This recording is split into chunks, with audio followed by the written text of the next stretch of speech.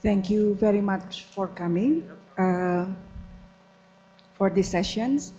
I think we will still wait for several speakers to come, but I have briefed them, so I'm assuming they understand what would like to talk about. Good morning, nearly afternoon. Thank you very much again for coming for this session. The title is Igniting Internet Governance Discussions on the Ground. This is a merging sessions covering the issues of Jack. You are. So this is a merging session covering the issue of internet governance processes within a country or region and the ASEAN ICT Master Plan, which might be able to influence the processes. Well, since day one, we have heard about the internet governance discussions. We have heard about the multi-stakeholder processes. In my point of view, perhaps I'm wrong, but correct me if I'm wrong, there are many assumptions under the multi-stakeholder cooperations. Yeah, we have a lot of assumptions and prerequisites before we can really sit down together as a multi-stakeholder to really talk about the issue of internet governance. So we have been talking this at the global level. We have the IGF for 10 years and will be prolonged for another 10 years. But how about what's really happening on the ground? So we are really lucky to have this panel. There are two parts of the sessions because this is a merging one.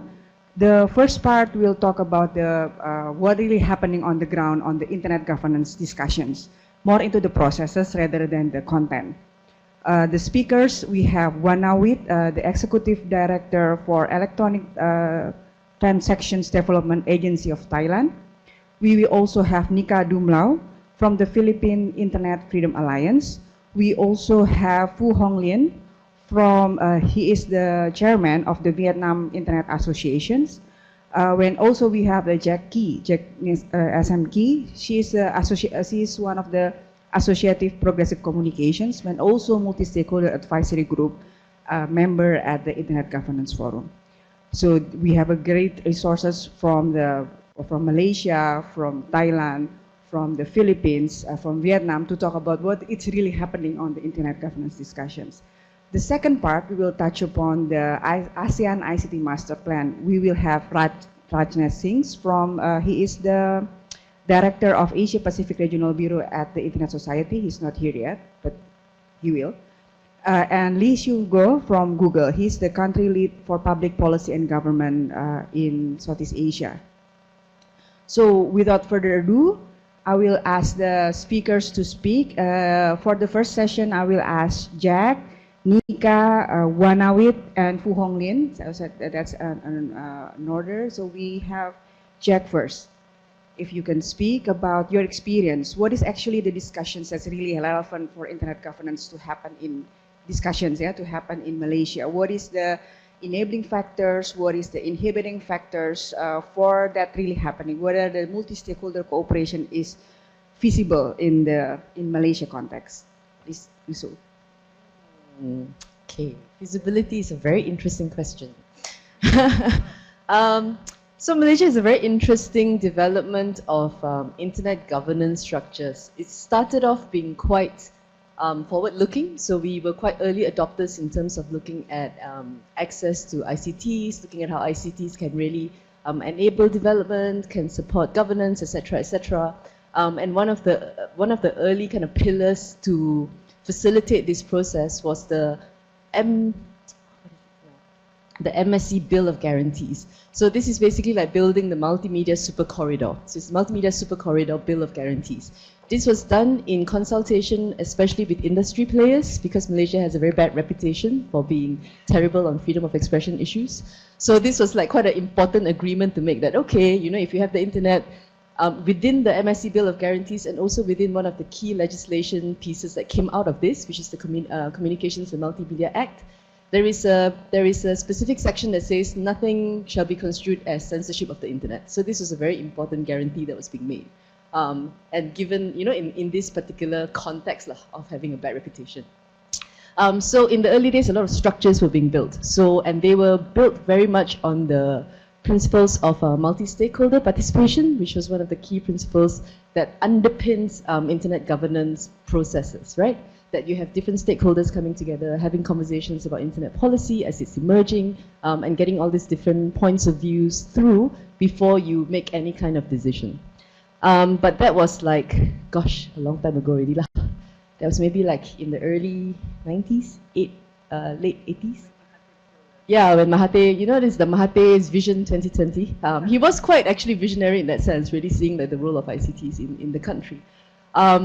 But since then, so for example, we have things like the Content Forum, which is really a multi-stakeholder forum process that looks at developing a self-regulatory content code for the internet. So it included people like in the advertising industry, in broadcasting, there's even a civil society rep, there's people within government, and it was kind of functioning that way. But fast forward to now, this has really changed.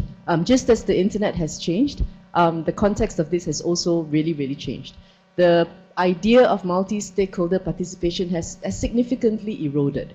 And the kind of body, which is the multimedia, MCMC, Multimedia, Malaysia, gosh, what does it stand for? There you go, Malaysia Communications and Multimedia Commission. It is basically a body under the government, and it's become like a modern day, can I even say this here? Maybe I shouldn't say it. It's become kind of like, you know, it's started to really become the final say in anything that has to do with the internet. It's become that kind of a body. And it operates in a very interesting way. It takes on a lot of things, and it's not necessarily always transparent in terms of its decisions, and not very approachable. Doesn't really engage with civil society, for example, and not very accountable to some extent. So in the days where we used to think that nothing on, you know, censorship on the internet was like, wow. Now everybody kind of accepts a little bit, some level of censorship, some level of filtering, right? So MCMC have also started to do this.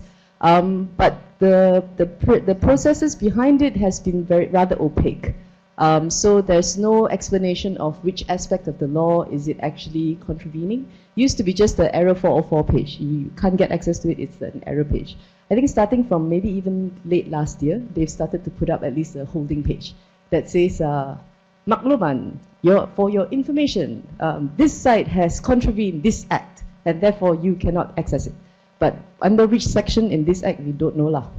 Anyway, the act is quite a funny act, because even though it has within the act itself that says nothing in this act shall be construed as censorship of the internet, it also gives MCMC powers beyond executive powers. Like, you know, it has the final say. So it's a bit of a funny act. And then it has something within this section, there's a section within this act as well that says that covers things as broad-ranging as fraud, to deliberate, I guess, messing with the network infrastructure, to things like if you use anything, if you use the internet to annoy someone, you have the same level of punishment as using it to basically steal someone's property. So it's kind of very broad-ranging.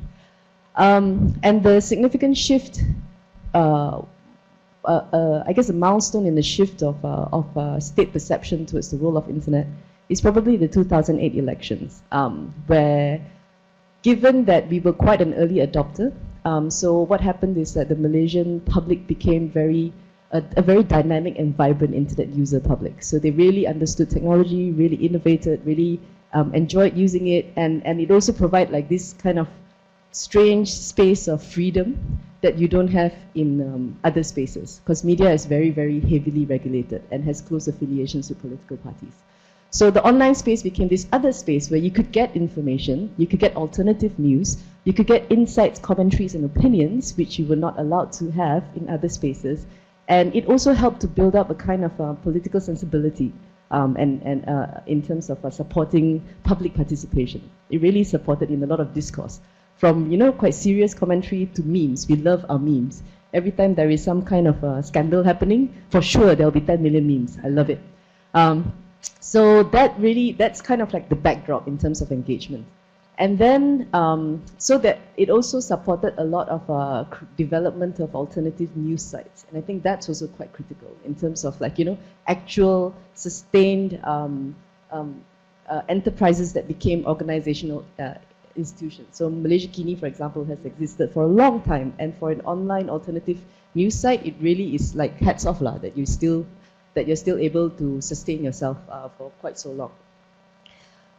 But came 2008, the ruling coalition lost control over a few very important key states, also won by the slimmest majority since independence. So that was a real shock. Like, oh shit. Can say shit. Like, oh no, like, oh no, this space is like, giving people power. We have to control this space. This is a terrible space. It's so unruly. So there's a lot more concerted effort to provide some level of regulation around this. So it starts from things like hiring cyber troopers. So these are like, individuals who are really scouring the internet to look at what people are saying and doing two roles. Actually three roles. One is to kind of like troll users and make them feel kind of afraid. Second is kind of social surveillance. They're like the internet police, right? Looking at who's saying what and hanging on to that. And I can't remember the role, but that's kind of what their role is. Two things are really starting to look at amendments towards the CMA to make it even a much more stronger and more empowered act. So that's now 2016, and since late last year, there has been announcements to say that the Communications and Multimedia Act, so this is the Pillar Act, right? That they want to basically make amendments to it to change it so that it will keep up with internet development. But essentially, we're not quite sure what's within it because all of the conversations is closed.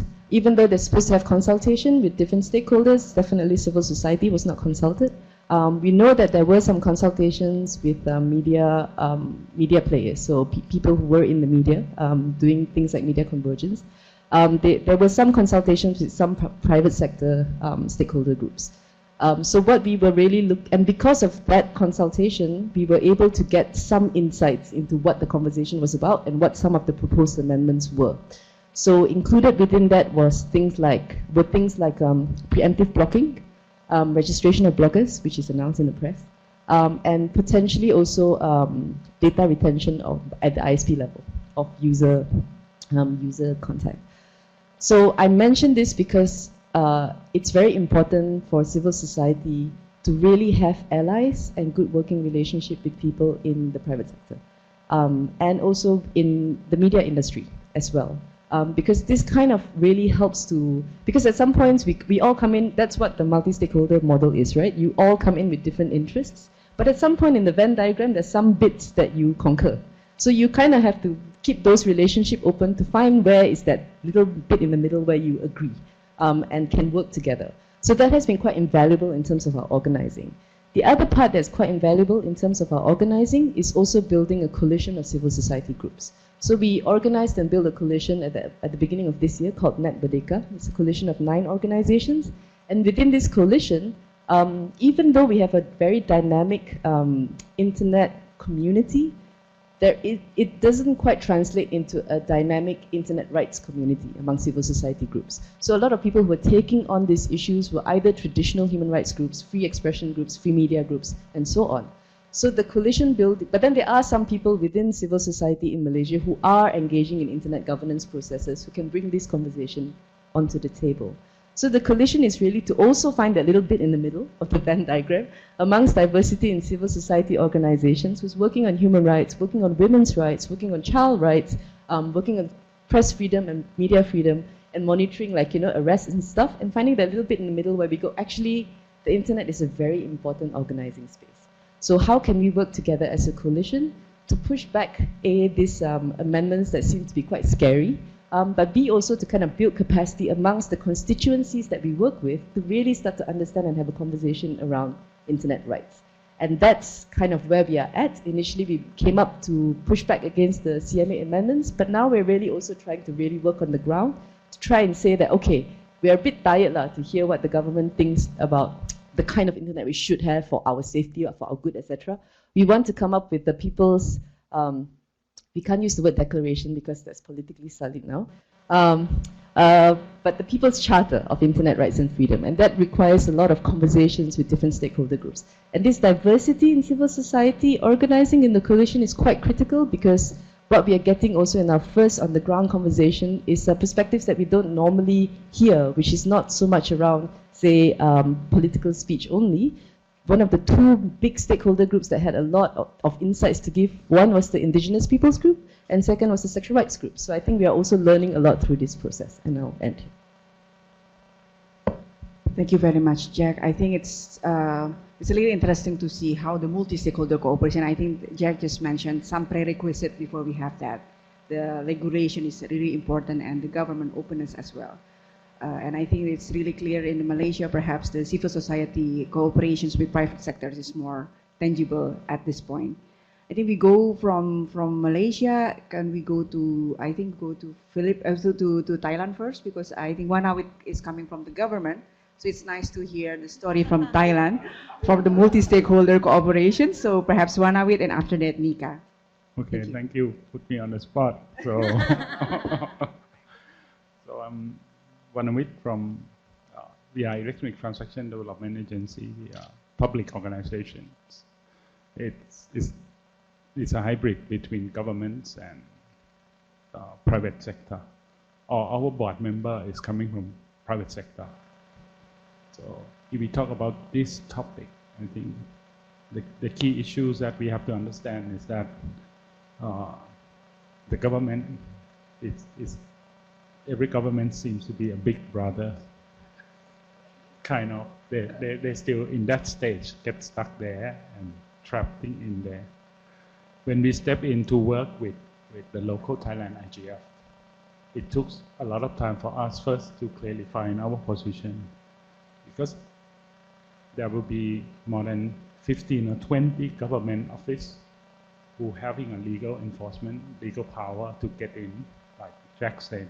It's confusing. They can get in any reasons.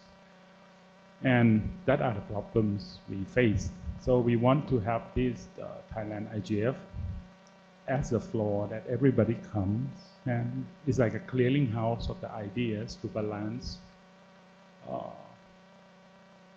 Even when you talk about national security, safety, it might affect the privacy aspects. Even in ICANN, also running the working group called Public Safety Working Groups. There are big fight between the Food and Drug Administration, who control the online pharmacies, and privacy proxy issues that people are hiding behind the privacy proxy services. And the government like to know who really run the online. And when you go to the court, at least in US, it took 48 hours fastest to get a court order. And then the criminal is gone. You have to bear in mind that internet is one of the technology that's killing people. Not many technologies that really can do that. Electricity is under control because of that issues. But we want to look to it as a public safety. Community have to make a decision. We have a case that if you see your child posting pornography pictures, currently there are no 911 to call, and be sure that the picture is not go cross border or cross the platform to another platform.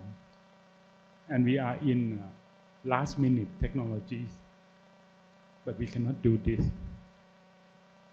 And that's the concern that the government like to having this kind of internet governance forum to really discuss. The people that relate to religious have different concerns than the people in art and culture. The gender, I used to have the case that somebody want to get, this is a famous case, somebody want to get .thai. And as you know, we have a lot of problem of pornography websites. We have all these problems. As long as it will be .com, .net, it's not a problem. But if they start to have the top level domain called .thai, then that will be a problem.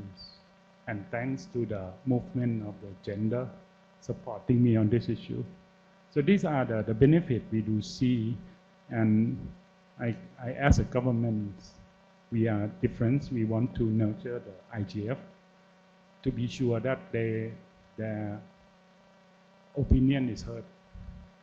officially. That's why I push for NI to have the linkage, communicate, make a paper. Normally they come and talk, and then they're going back. And I cannot use the paper to against another 20 government office that try to do something. I said, this is community make a decision, they want to do like this.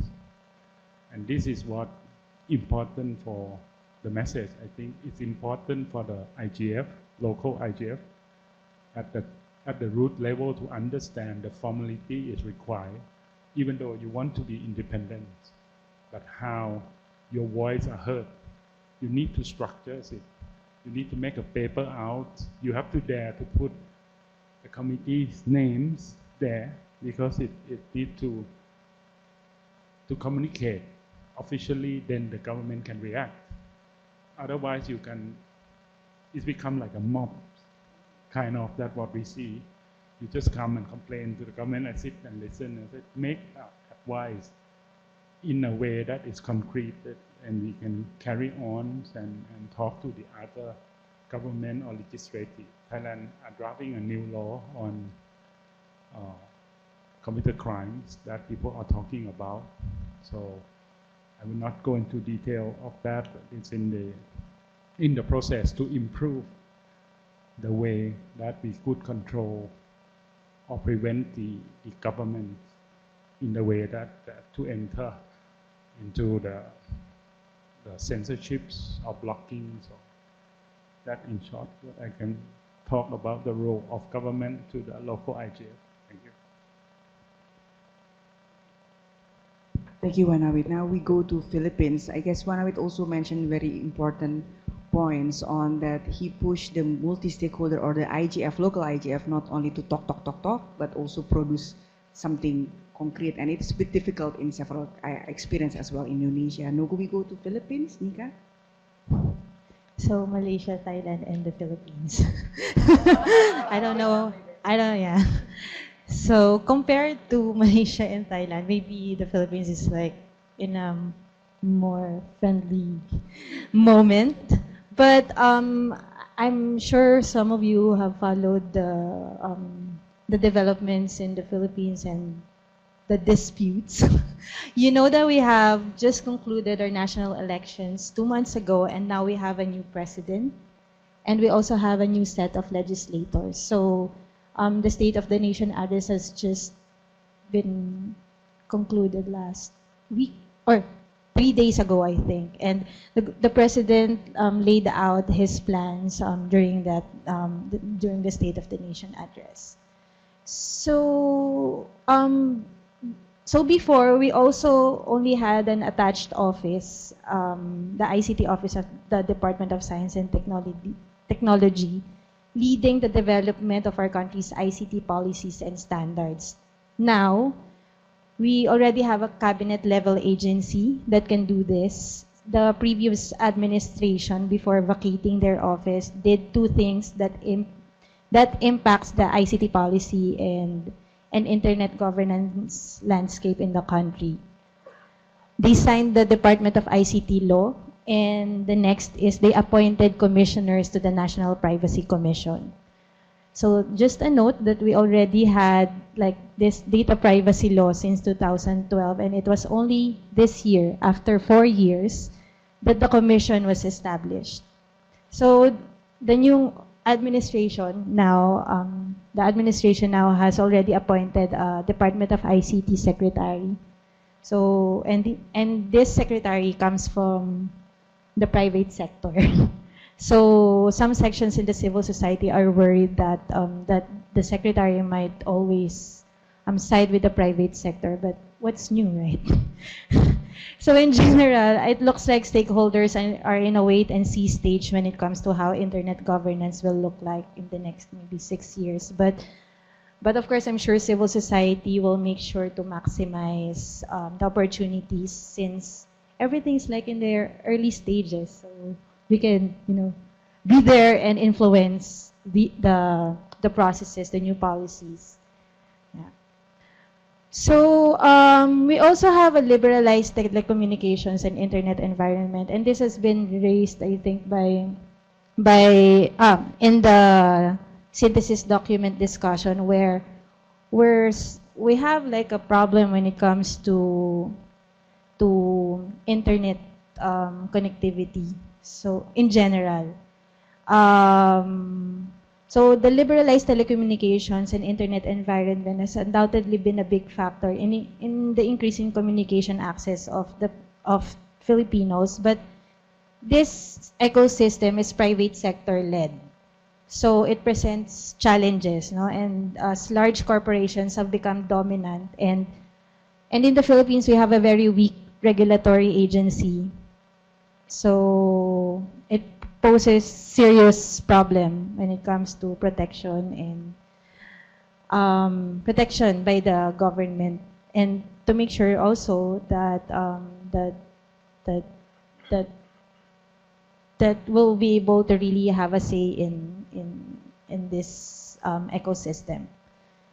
Or we can have a say, but if they will be able to really, you know, listen to it and enforce something about it.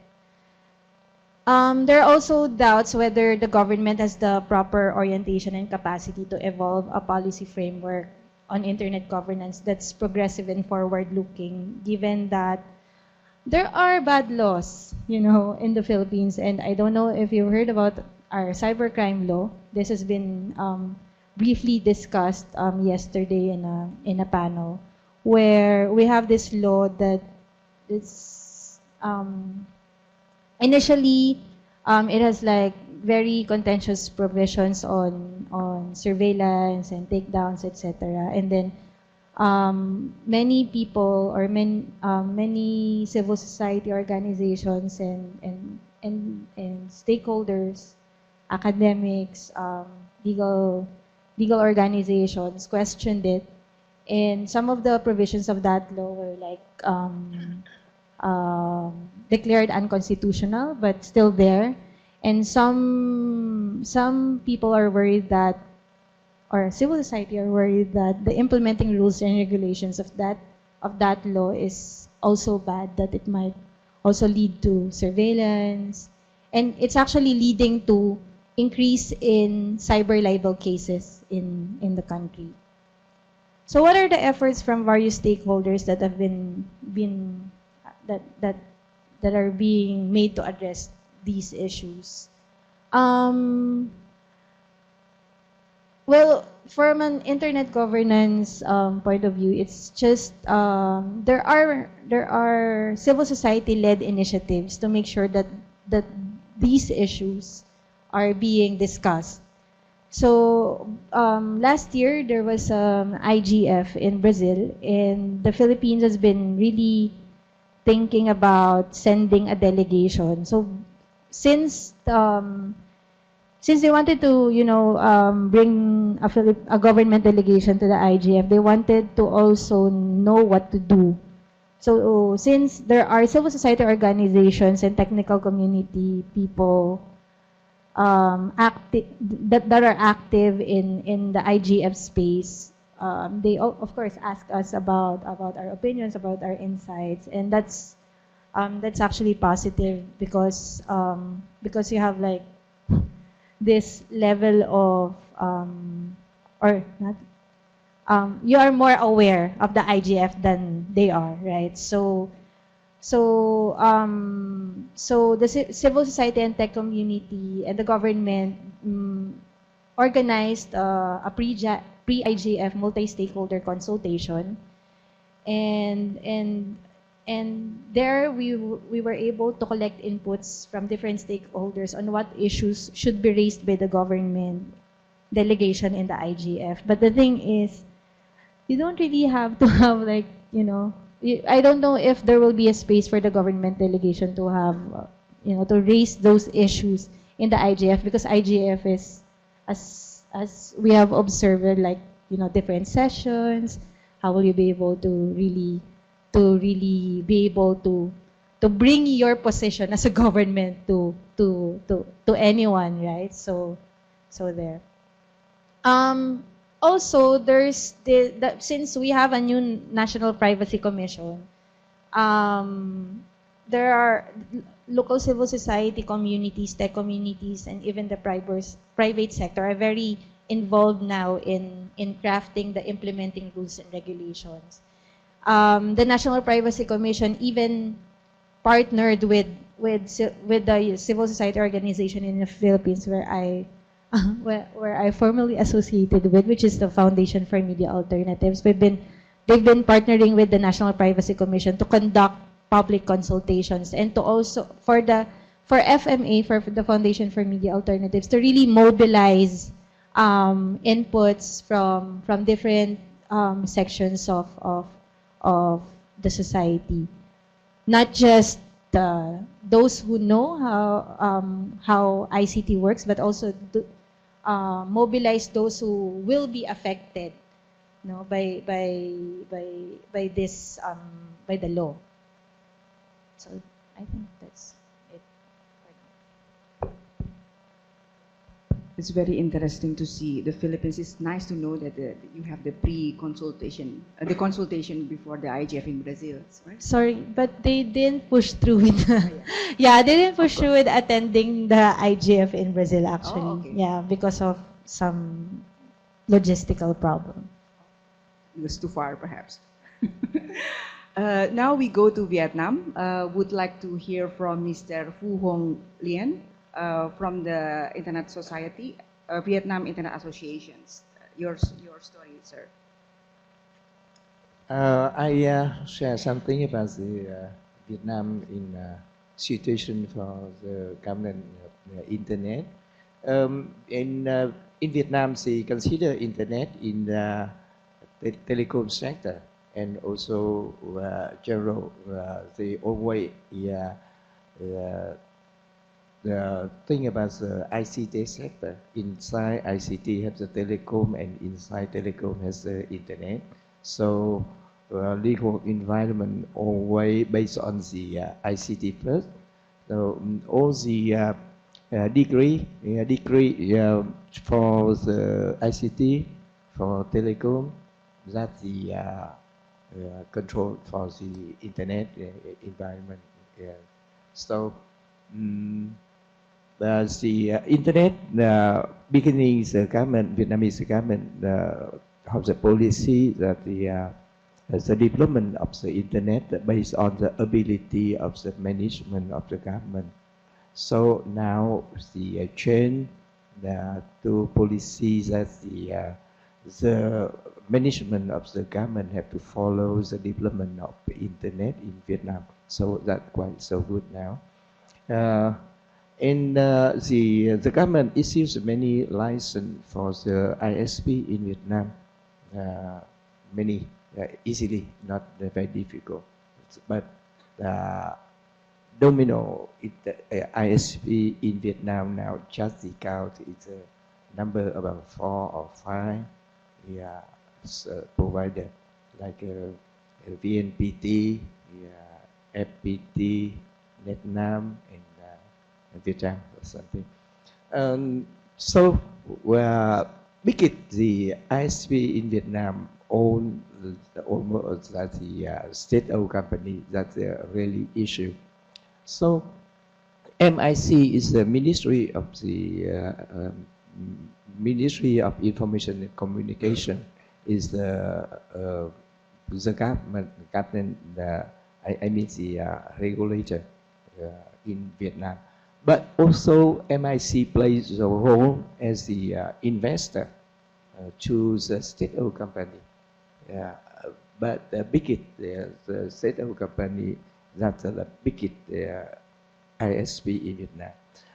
Then the government only by regulation, but they can manage the ISP in Vietnam by the conduction by policy and very close to ISP in Vietnam.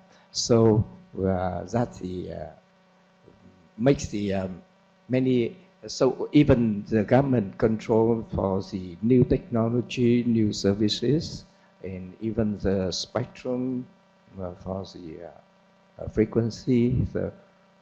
even recently, you know, the Vietnam, that one country very update new technology, very quality, and develops the internet in Vietnam quickly. But now in Vietnam just have the 3G, not yet 4G. So the demand of the user, not miss the demand for that. That's the really issue, because the government still keeps the conservative for the 4G because of many reasons. And that's the government. The government in Vietnam, based under the MIC, there are the bureau in each province. So each province they can governance the internet in their province. So sometimes makes a different policy and different between the province. In Vietnam, we have the VNIC. VNIC, that's one the organization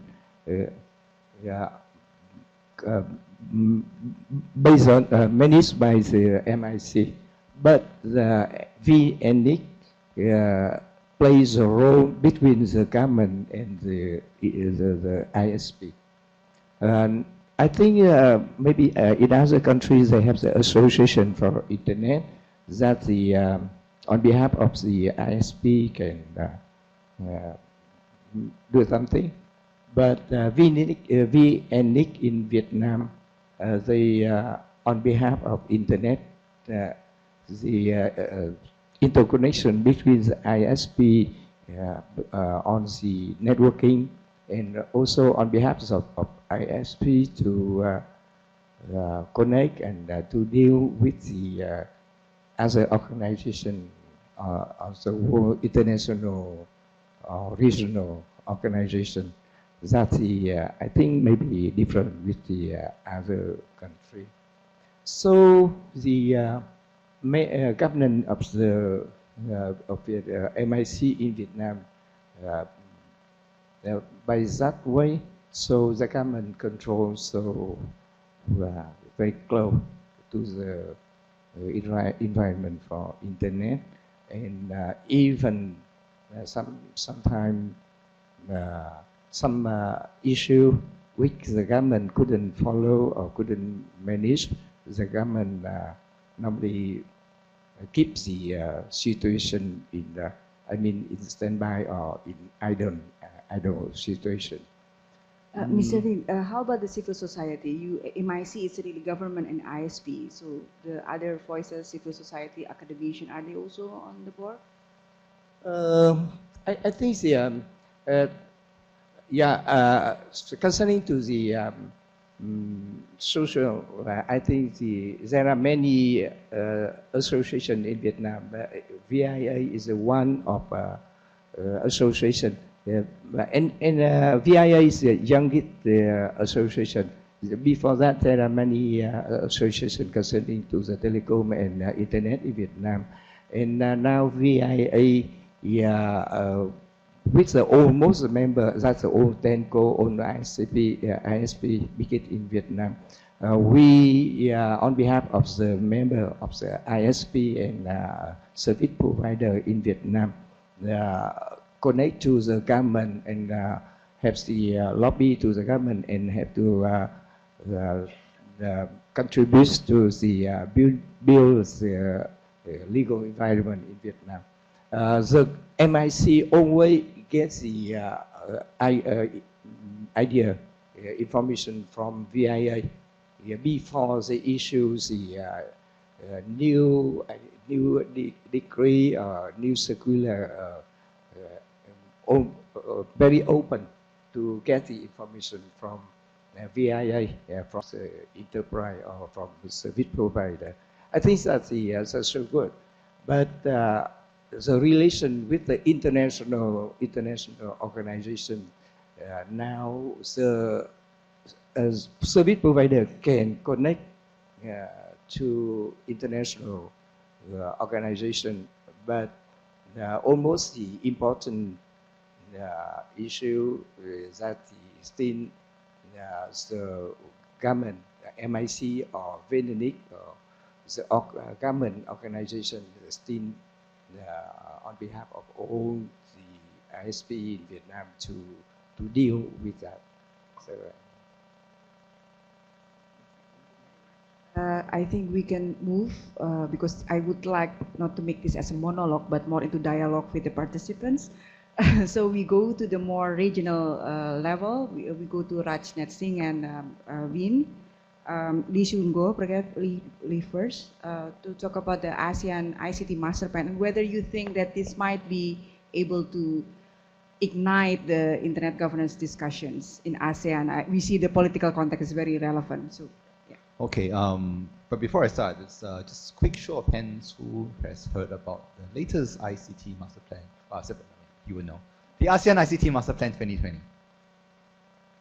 Like less than 5 people, I guess, around there. Okay, it's quite clear, right? And I take note of the fact that we need time for discussions, Q&A. So I'll keep this really quick, right? So the ASEAN ICT Master Plan, just to give some context, it's really kind of like a vision that ASEAN put together. It's part of the whole ASEAN integration plan thing.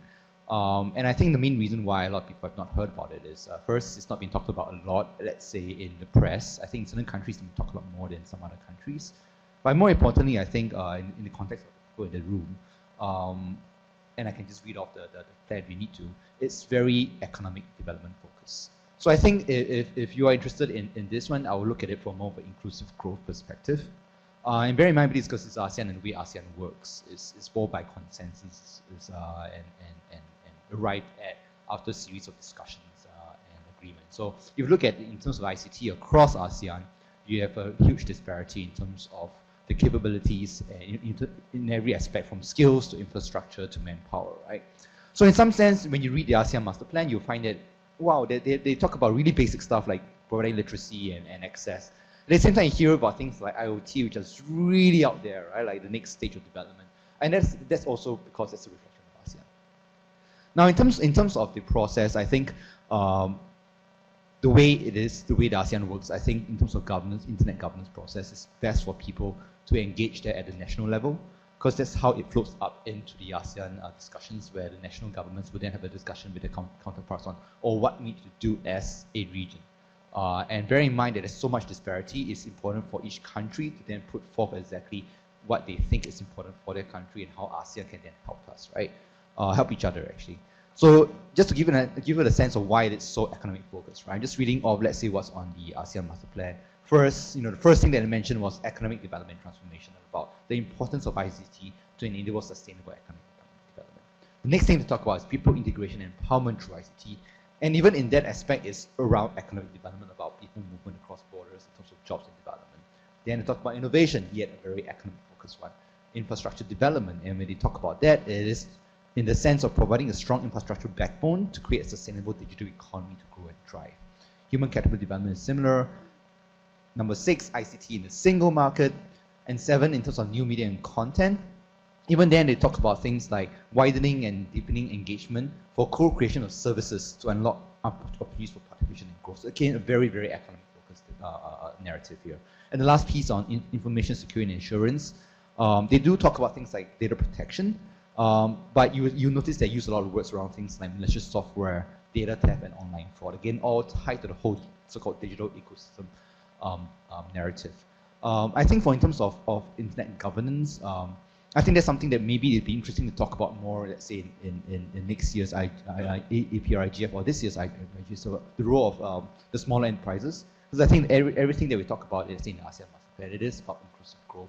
It is about enabling people to get access to the right infrastructure. And most of the time, given that 99% of businesses in ASEAN are SMEs, I think that's where a lot of the government, in terms of where they're coming from and think about the master plan, is how do they help the SMEs excel and therefore help create jobs and services for their people. I think that's a really interesting area where we can explore in terms of how civil society can then work with SMEs, whether you could trade associations or even associations like the Internet Association in Vietnam, right? So think about how we can help SMEs, put forth their needs or their narratives to the government in a more succinct way. I mean, SMEs, you know, they are basically running around doing lots of things. They don't have time to think about the broader picture, and they really rely a lot of help on other people to help them kind of consolidate their views. There are lots of consultations, and again, it depends really at the country level how consultations take place. And I really think that this is one area where, you know, in terms of the multi-stakeholder model, we could actually put in more investments in. Yeah, let's leave it as that.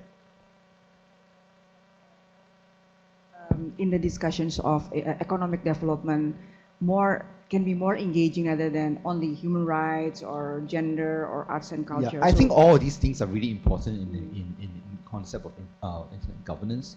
But the way I look at it as well, I mean, we also need to think about how SMEs think about it, because they are a major kind of employer of people in each country, and that's really important. But once you get that right, in terms of the access issues, in terms of digital literacy issues, that comes in more clearly, and I think people can see the value to them in terms of their livelihood. So put them on the table as well, yeah, so as part of the multi-stakeholder.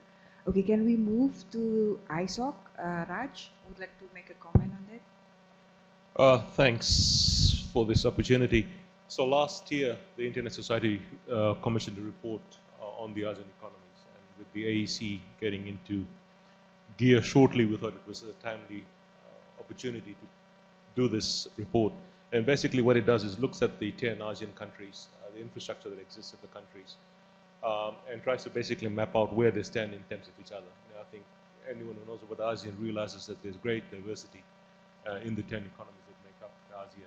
You've got the Singapores and the Malaysias of the world at one end, and you've got Laos and Myanmar and others at the other end, and there's quite a few economies in between. So there are basically three levels, if you like, that we identified where the countries exist in. The report is available on our website. I won't go through that, but please feel free to download it. It's a free download on that. But out of the report, there were 10 recommendations that were made, and I just want to highlight 2 of those. One, number 8 said governments need to lead in using ICTs to extend inclusion. And number 10 said promoting capacity building is a key part of empowerment. And both go to basically ensuring that people who don't have access need to have access. But once they have access, it's not just a matter of providing access. You need to go to the next level, which is empower them to use what they have in order to better their lives, and which is, I think, what some of the other speakers have mentioned in their interventions. One of the issues, I think, is that, you know, if you look at the ASEAN Master Plan, or the AEC as a whole, really, and I've been following that for a couple of years now, seeing how that's been developing. It's very obvious that there's going to be a lot of challenges for ASEAN to do what it aspires to do. I think AEC is really an aspiration, and there's a lot of hurdles on the way to get there. Some things will be far more easy to do than others, but ultimately I think a lot of the things will go down to the fact that the infrastructure across the 10 economies are not the same, at the same level. Neither are the resources, be they financial or human. So there's a lot of challenges that will come out, and perhaps the internet itself may be a way in which some of those issues could be addressed, not necessarily solved, but at least addressed. Thailand, as an example, recently announced their plans to connect virtually every village in the country as it's Thailand 4.0, I think it's called. He smiles.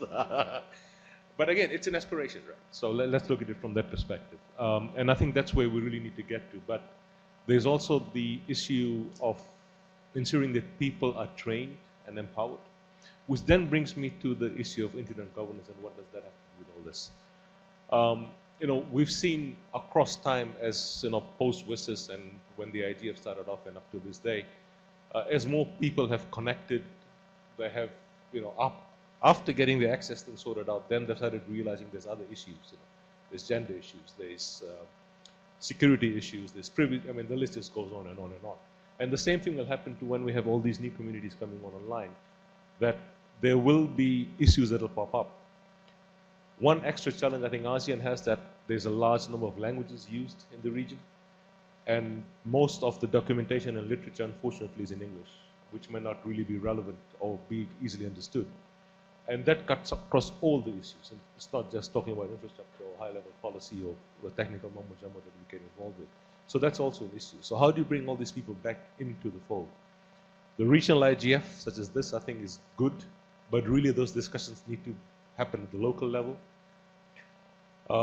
You know, and again, having been involved since the WSIS days, what I see is that, you know, there's the global discussions and people get very excited about it. Oh, I need to go to the global IGF in all these exotic locations around the world. Oh, Bali, Guadalajara, you know, Bulameni in Greece, Istanbul. I mean, whoa, let's, you know, it ticks all the boxes for bucket list.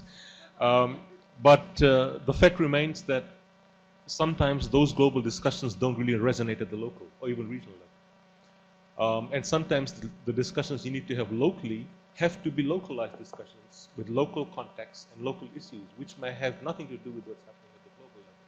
So I think some of us have to be a bit less excited about the global stuff and ensure that, you know, ultimately it's acting locally which is going to have an impact on the global thing, not, you know, trying to do what's happening in the rest of the world and then trying to copy it down to where you are in your locality.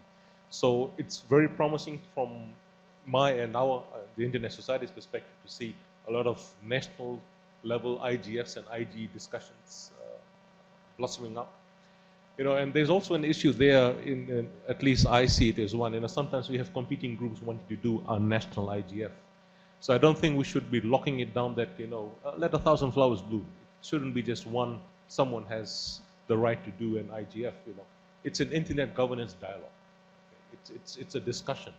And I don't think just because someone's already done it, you know, people can collaborate, work with others, but then that should not be a barrier for others to also do similar things, as long as there's collaboration, better coordination, and then the reporting back into the wider, bigger picture issues that exist. Let me stop there. I'm rambling on too much. Thanks. Idea of acting locally, because I think that's really why this session also happening. We have all the discussions in a very good places, but what happened in our local. Would like to go to the participants or people, or also you are also resource person to tell us the comment to the distinguished speakers. Very quickly, I just make one intervention. Nika was very polite and diplomatic in what she said about the new secretary. So let me say what she cannot say, which is the fact is the person who's come in is from a telco, and that has its own issues. Okay. Any questions or comments, or would like to share something from the participants? We will have lunch 30 minutes later, so don't worry. Any comments? Or if not, perhaps I ask first, yeah, to give a discussion. So, Internet Governance Forum at the global level has its names the best practice forums. In one of its document, it's a multi-stakeholder cooperations. And there are some inhibiting factors for in multi-stakeholder. It means it's like a bad actors, it's like the trust building issues. But I think from the discussion that we have here, I think the most relevant for ASEAN at least is the political context. Who has the power, who has the closest power to the government, also the capacity. So from the speakers, if you can make a comment on that. So if we have to make our own best practice forum for ASEAN for multi-stakeholder cooperation, what would you think is necessary for us to either put it as an enabling factors or inhibiting factors? That's my question. But I really would like to have others to also have a comment on that. Would like to start? I give it to Jack.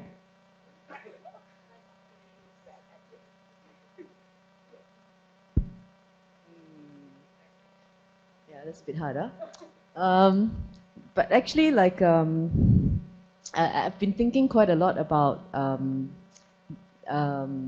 doing a national IGF, actually, in Malaysia. I've been thinking quite a lot about it. I think it's actually, the reason for that is because I think somehow the Internet Governance Forum format allows us to sit down, like, you know, look at us here, right, in a table, coming from all different stakeholder groups, to be able to somehow have a conversation that's quite difficult in a non-immediately antagonistic way.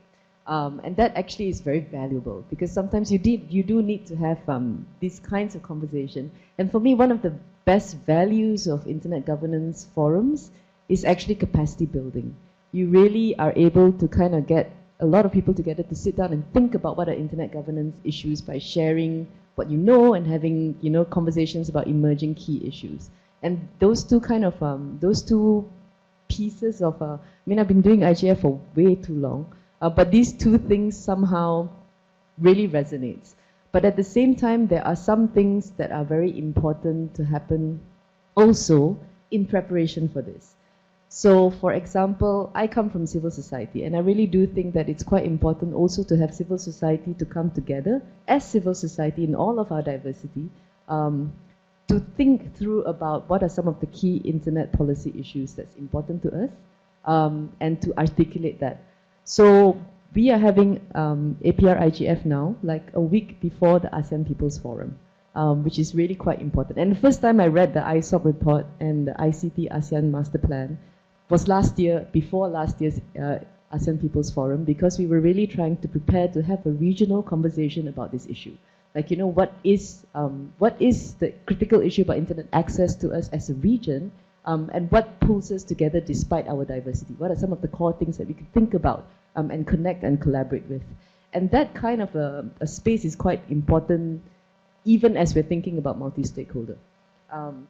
But I think, Shita, you're absolutely right.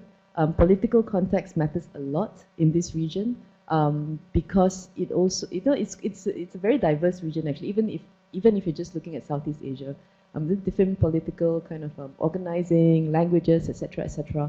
So that adds an additional challenging layer, and that also adds the kind of compulsion for us as civil society to also sit down and think through and understand each other's contexts better, in order to be able to kind of draw something out to see, okay, so this is something that we need to talk about. Another opportunity, I think, is really the increasing interest and conversation around access to the internet and its link to the Sustainable Development Goals. For us, this is an important thing, no, in this context, and looking at how ICTs for development and how this intersect also with human rights issue, and not necessarily just civil and political rights, but also economic, social, and cultural rights. And how can we start to have this conversation about like right to health, right to education, and all of these different capacities, and how they also interlink to right to freedom of expression, information, so on and so forth. So yeah, lots to talk through.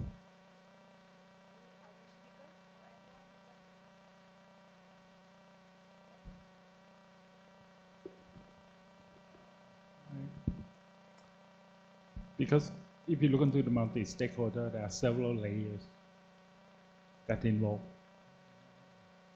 Naturally, the diversity is also related to qualities, to building up the knowledge. The problem we have is the technical knowledge and the language barriers. You can sit in an ICANN meeting and you don't understand at all what they're talking, no matter how good English you are. I remember the first time I going there, I thought that it's going to the telex room when I was a kid, and then the dealing room, that trading, the exchange of the currency, they have all this jargon. And that, I think that one of the most important things that I do see as a role of governments too. We need to also coordinate among government, because every government have their own silo that they work. The one who work with ITU, the one who work with IEEE, IEGF, and internet start to become the cross-cutting issues. Even in the trade, we heard this morning, the Ministry of Commerce have their own interests, and then we start to talk about the cross-border e-commerce, which means internet. But they use the word cross-border e-commerce. So these are the things, I think, that how we organize amongst AP. It's also important to have the intricacies of what we try to do. Like ASEAN ICT Master Plan, it should be in line with the others as well. For example, I like to make things concrete, that we need the input from the communities. We talk about the theme of merging physical space and cyberspace. The electronic identity, what we like to do about it. can the government just issue the electronic identity for you? They have the e-government website, maybe 400 of them, and then you have to have a book noting down what is the user and password you use. And that leads to the cyber security. These are the issues that we like to get a voice from the community that is have to be end. Government should coordinate to have a common idea, whatever you like to call in terms of technical. It's a technical flaw that need to give the answer.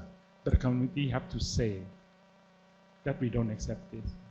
Government coming up with a website, I have to go for select the election place, or my kids go to school, there's a website of the Ministry of Education, then you go to the health, you go to the tax authority, you can go on and on and on and on.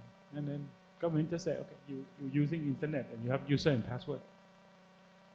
And these are the first thing that, for example, that can put it in ICT master plan. That's how we're gonna go. Thailand proposing the e-authentication frameworks in the ICT master plan on how we're gonna do. NIST just coming out with the mobile issues. Some of you might need to read that they're not allowed to use the OTP anymore on the mobile because it's a threat. So then community have to say something about this. That are the few points I mentioned. Because I try to talk on the role of government to make it concrete. Government should raise the concern back to the communities in a way that is intricately on what is a problem we like to find out from communities and lead the technicals or the people around the issues that relate to this that in the public policy.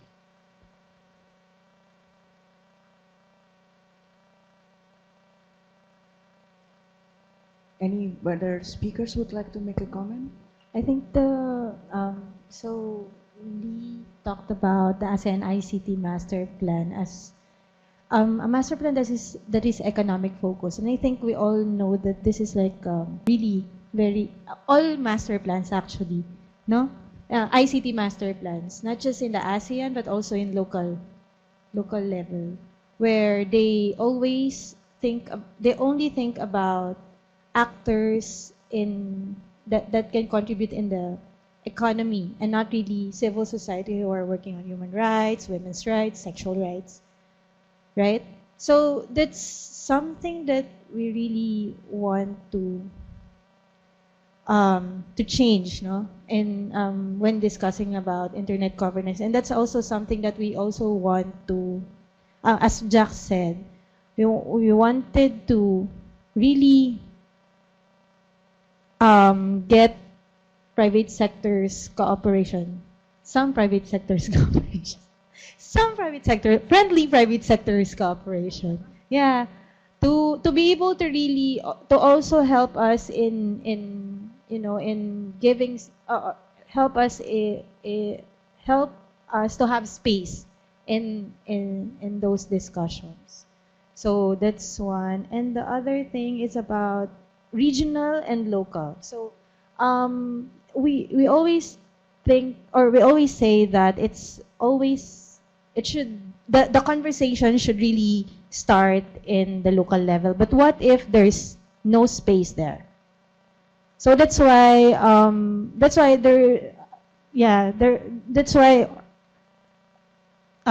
civil society organizations in like in Vietnam or in Malaysia or in different countries who are somehow societies that are restrictive, also try to raise these issues in the regionally, because they don't have space in their countries. So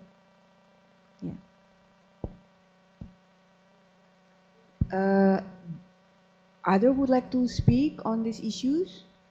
Oh yeah, one, and then Billy would also speak for Korea experience. Please take it.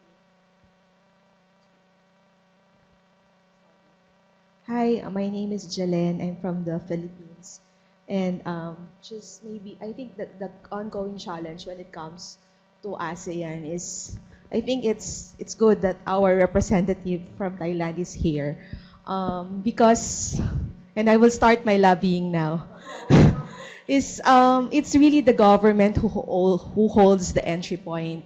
So in all those pillars, including the master plan, it's actually the government who has really the say who comes to meetings.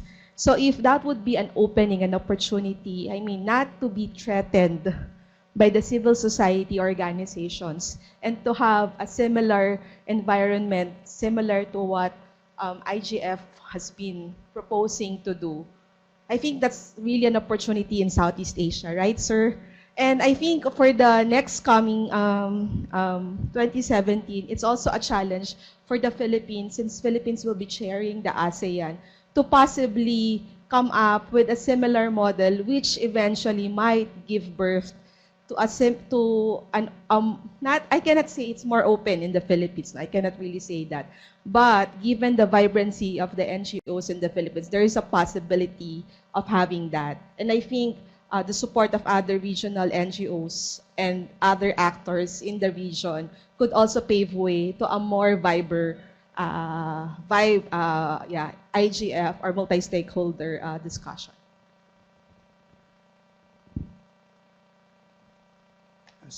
Hi, nice to meet you, everyone. My name is Billy. I'm with KISA. My company is sort of half private, half public. We help Korean government to set up policies and develop technologies in internet promotion and information security. First, I would like to take upon one of his point. I think including ICT, all technologies actually value neutral. You know, technologies can be used to surveil or monitor your own people, just like a big brothers, in some sense. And also can be used to make our life better. And so there, I think government, internet governance dialogue, I think there's a government. Actually, I happen to be main member for the Internet Governance Forum under UN umbrella, and I observed it was my very first time to attend there. Was it last? Oh no, 2 weeks ago actually. Yeah, still in a little bit jet lag, so a little bit confused. Anyway, was there, and I observed that the government participation, and here also APrIGF, I see low level of participation from the government. So I have a concern. Probably we need to, come up with some, plans how to attract more government, because I think government, there should be government as one of the stakeholder. I think we need a government as well for this multi-stakeholder dialogue. And also, I want to share a little bit about Korean, dialogue in terms of internet governance in Korea.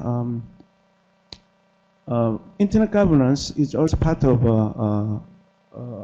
duty for my division, also in my company, and we try to give some momentum for the live active discussion for the internet governance. But it was very difficult because since internet governance is large topic. When like 10 years ago, when we talk about internet governance, it was like a very relatively simple. Who gets what? Like for the internet critical resources, who gets last pieces on. But now we are talking about so many comprehensive issues, from gender issues and human rights, security. So we tried to find some experts, try to get some people who has expertise in their field, and wanted to get convene one place and to talk about like solutions, how we can solve any those issues which is related to internet. But it was a very challenging hurdle. Well, first hurdle was that everyone has their own domain. It's like a silo. They want to, it's like there are already existing forum, and we are talking about the issues, like there are forums for internet information security, there are forums for privacy, and so what's in it for me? Why we have to go there? So that's the first challenge for us, and probably global at the regional level and global level, maybe we share this same. So I would be very appreciated if anyone, any panel or participants have any good practice that you did in your country to solve this problem. Thank you. Does anyone would like to respond to that? Well, really interesting about the breaking the silo, because that's also very, in my experience in Indonesia, we are also having this Indonesia Internet Governance Forum. One of the way is we have like a routine meeting not routine meeting, but it's more into people getting together. We like to get together. This is our culture. We like to have a coffee or any cafe in between us. So, so we have informal discussions, routine discussions together with Geneva Internet Platform Hub. So that is actually the one that really break the silo, so people can really speak and knows each other, no decision-making processes, really very informal. It's after office hours, so people are really be themselves and not necessarily have to have the identity outside, inside the organizations, yeah. So that's actually one of the good points of having this, to break the silo. I think Manawit would like to respond. Very short one from the Philippines on the issues of ICT master plan. I think in general, one thing I like to leave as a thinking is that for government, for us, we always require credentials who we are, and that creates a silo because it's legally binding us. If you don't do it, like in Thailand, you go to the court. That means they take court because you're sitting on the legal that if somebody filed a complaint, you have to take this content down. If you don't do it, you neglected, you did not behave, so then they put in the administrative court. You're losing pension, you're losing. Government dealing with credentials, who we are. If you want to be the GAC, you need to be appointed by the government. Then come to the private sector. You don't know who you are. There are no credentials. That's why I urge that you need to formulate organized way. You have article. You just have something document that who you are. Then your opinion will be counted for sure. And that always lacking in most of the case. Even in ICANN, we're facing these problems. They used to talk, there used to be a famous word that they call government capture. And I'm joking in the meeting, I showed a mobile phone and I said, capture, and they take photograph and they said, this is mean capture for my meaning. Because they thought that one government, when you're dealing with consensus, we have 184 countries in the meeting. If one country raises a hand that they objection, we cannot have advice on anything at all. And we just discussed that in the multi-stakeholder. The issue is the private sector, the credential is not required. So how the government will be react?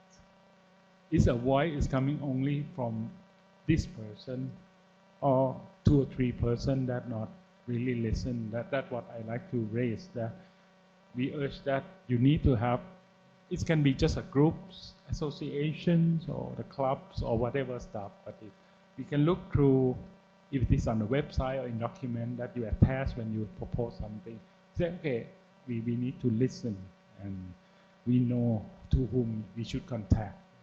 That's what I like to raise. That's a way to communicate to the government.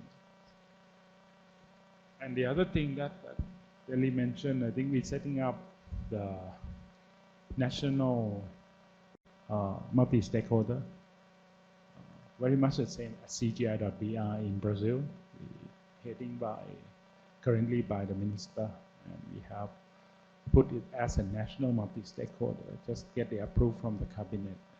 Just waiting for the first meeting. It took 3 years for us to setting up this. And we want to use this committee to de-silo 20 departments involved in the internet to listen to this committee in terms of principle and directions, and we try to put the community, civil society to give an opinion to this committee. It's a very nice experience and explanations. Who would like to also comment on this, or any comment from the speakers? Lee, perhaps?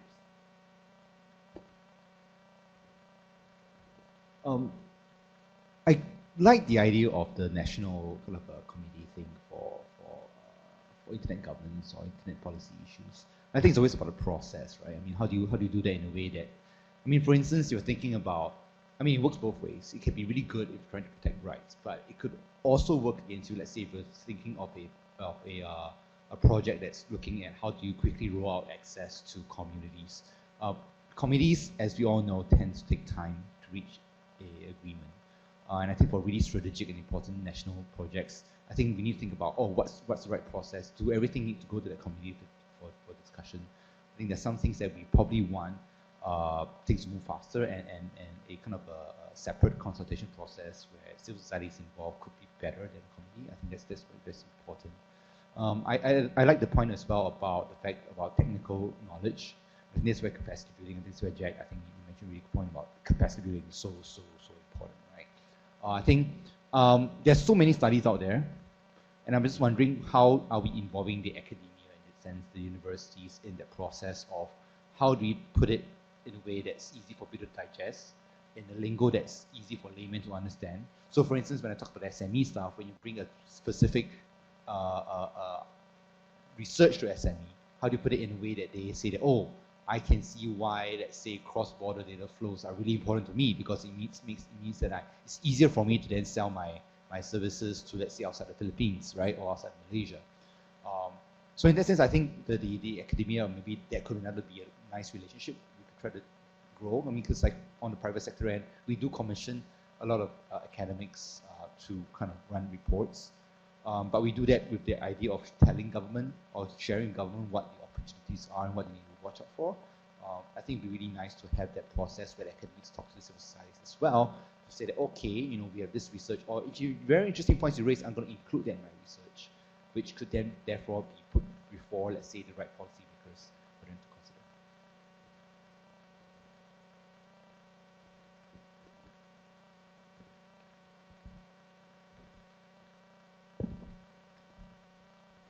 Hi, I'm Renuka from India. I just wanted to sort of comment or flag another aspect. I mean, talking of silos, we have been clubbing civil society as one group, but within civil society, again, you have these different silos, no? I mean, you have those who are working on conventional offline human rights and those who are working on internet rights, and there's also a bit of the territorial sort of the puzzle that is there. So I guess in all this, how do you reach out to the larger community in order to be part of governance?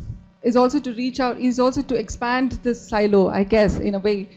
We work in silos, but at least we can expand these silos so that they are larger and more representative and more inclusive and bigger, and therefore have a stronger voice. So I guess, I mean, I know that APC, for instance, there are representatives, members of APC here. They are working on a project that looks at sort of linking the offline and the online rights and groups which are working on these respective rights, and therefore sort of expanding that conversation. So just to say that, you know, I mean, we have a, I mean, I've been here the last 2 days and I'm not a part of this conversation on a regular, I mean, usually. And I find again that this is a very limited space, and it's the elite sort of, within the civil society, within the internet, sort of all the stakeholders concerned who are part of this IGF, whether it is global, regional, national level that you're talking about. So it needs to become like commonplace. No, the conversation has to become very common. So my mother knows, for instance, or she's part of the whole governance structure. I mean, she participates in governance, so to speak. So just a thought, yes. Thank you.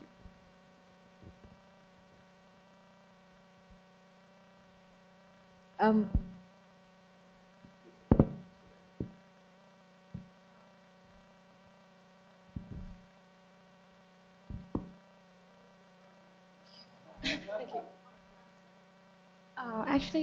name is Haley from NetMission.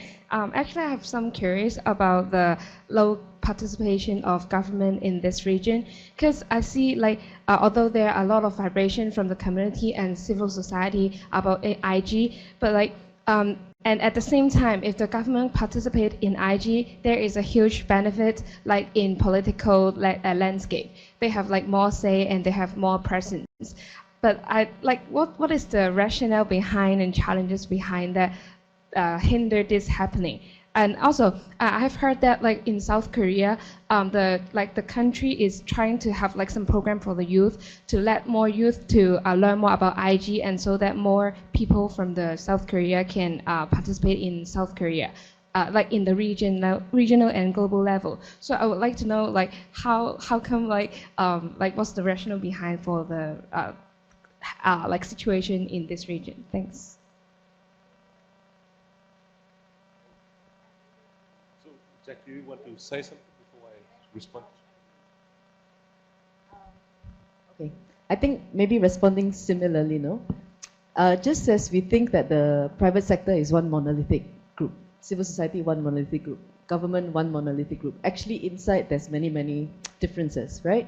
And the thing with internet governance is that it does require some level of familiarity with the terrain in order to be able to engage. Just like Wanaway was saying, no, if you can attend an ICANN conversation and you come out like, don't know what's going on, alphabet soup. But there are also, the thing with internet governance is as the internet becomes more and more embedded in all aspects of our lives, there becomes more entry points to come in. So then that enables different ways of engaging into the process, and it's not always in the dialogue about ICANN. It's not always in the dialogue about IG even. It could be in a conversation at very local levels about economic development at some point, and it doesn't mean that, or right to information at different points. But the challenge then is how do we then pull all of these different things together, and how do we, as people who maybe are to some extent familiar with the process, act as this kind of translator or bridge builder. I think that bit is a little bit critical, and I think every single stakeholder group can play this role to some extent. The reason governments are a bit reluctant to engage in internet governance is because of maybe the multi-stakeholder process. It is a very different kind of a dynamics in terms of how governments engage with citizens and how governments engage with different stakeholders. You know, like in democratic processes, there's the very formal route, right? Like Vanami was also saying, you need credentials, you need different ways to engage. But multi-stakeholder process is a little bit more informal. You kind of sit down and you kind of accept that actually maybe the government doesn't know everything, and maybe civil society doesn't know everything. And so we come here with our partial knowledge to get to know something a bit more. But this is quite challenging to some governments. Like I know, I have not really seen the government of Malaysia engage in IG. Maybe in the early days a little bit in the WSIS process, but not so much in IGF. And that's an important challenge, like the ability of you to say that actually this has value to you. Engaging in this process is incredibly valuable. We don't all, you know, you can engage in this conversation from so many different points of view. So how do we, and I think the only way to do this is really to also start, actually no, I don't think the only way to do it is start national. I think the way to do it is like sandwich. Go global, go national, go regional, and sort of go at every direction that you can. Is it me? Yeah. So, two comments, sort of. One, the lady from India, I think you said you talked about the different silos. So my question would be that, you know, I'm not quite sure how you break down those silos, because I think some people are very comfortable in the silos they're in. And some people like to sell their ideas where it's bought easily, so that I think is also another issue. To my mind, I think the bigger question is how do the silos talk to each other? If there's a little bit of coordination between them, you know, sometimes they may not agree on everything, but at least there's a communication channel open that may help the conversation a little bit. In terms of the question on the governments, I think Jack covered one aspect of it. I think the other aspect is the fact that some governments just can't afford to go to all these meetings. is also money, and the same thing goes to civil society and others, even private sector for that matter. You know, there's so many meetings that happen throughout the year on so many topics. Having sufficient budget, I mean, in my organization, struggle to cover all the meetings we get invited to. In fact, we decline, I think, 80% because we just don't have the resources to, either people or money to get there. So, and that, I think, resonates with a lot of institutions, and particularly if you look at the civil society sector, and particularly people from the non-profit sector, you know, you have to put your priorities in order where you spend that money. And a lot of governments have the same problem. So let's not assume governments have a big pot of money, or sometimes they do, but they go missing too. So, you know, but but the question still remains. It's a resourcing issue as well, and the resourcing has multiple components too. Thank you, Raj. I think Billy will close, and I'll make a bit of summary then finish. Yeah, I pretty much concur with what has what have been said by Jack. Why the level of government are getting lower and lower. But I just want to give one more reason. Since IGF is not decision-making body, I think that's the reason. And also there are already, they are attending intergovernmental organization, yeah, like OECD, ITU, which is decision-making in standard or economy. And so that's why the reason they don't see any good reason to be this multi-stakeholder dialogue. They don't see that. And you want me to explain more about the Internet Governance Academy in Korea? Or perhaps later on, because it's already finished.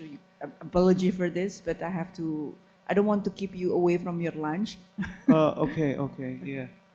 So, sorry. Yeah, just a little bit short just I'll take just 30 seconds. We brought the brochure, and we will put outside, and if you interested, please take a look at. Thanks. Thank you very much, Billy. I think Wanawit would like to speak 10 seconds. I'd like to give 5 seconds. The reasons government is not there because government need formality. Internet is not formal, not intergovernmental, nothing. We cannot have a budget to go. That are the problem. The government representative in internet keep getting. It's a side job.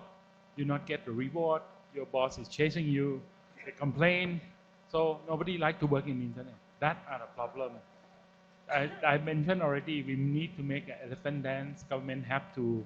In Europe, it's not a problem. In Asia, it's every country have a problem. They cannot get the budget because there are no treaty, no intergovernmental, nothing. Community will help us. That's why I come to support. You are the taxpayer. You need your voice. That you need this elephant to support you, and we fixing the problems. Well, thank you very much for a very nice and very fruitful discussions. I would like to just one point that you have to know that IGF at the global level is really trying to really engage with the national and regional IGF. So this conversation will not stop here. It will start. It's just starting.